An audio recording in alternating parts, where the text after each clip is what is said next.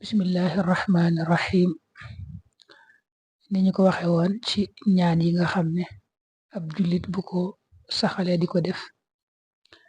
yàlla mën koo wërsëgal mu faatoo ci ak gëm. indi woon na ñaan gu njëkk, gu ñaareel gi moo nekk nii, gi nag mi ngi ci téere Mujarrabaatu Saalihiin.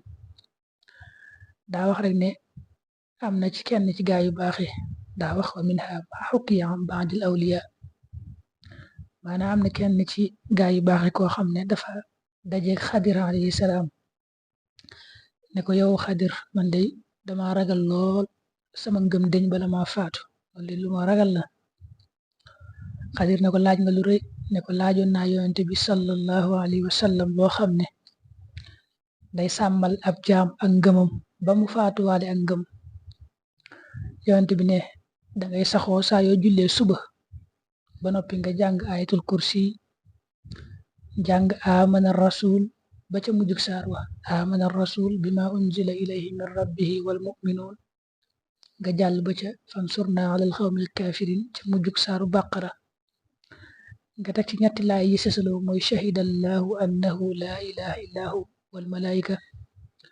ba fa laay ba yam nga jàll teg ci laayab inna diina indallahi l islam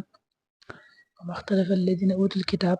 ba laayab fa laayab yam nga jàll teg ci laayab qulillahumma malikal mulk tu'til mulka man tasha, ba ca bi xayri xisaabin ja foofu la laay boobu yam. ñetti laay yooyu danga ko ciy dolli nga xam ne kon ayatul kursi lay doon, amana rasul ba ca mujjug saar wa, ak laayab shahidallahu, laayab inna diina indallahi l islam, laayab qulillahumma malikal mulk. mu ne ko loolu na ku ko saxale noonu, fa man waadaba ala qiraati dalika amanahu llahu taala min salbil iman, yàlla dina ko musal ci ngëm gu deñ xataa yalqa rabbahu azza wa jalla wa muminin, maanaam buy dajeg yàlla daal dina fekk mu ànd ak ngëmam.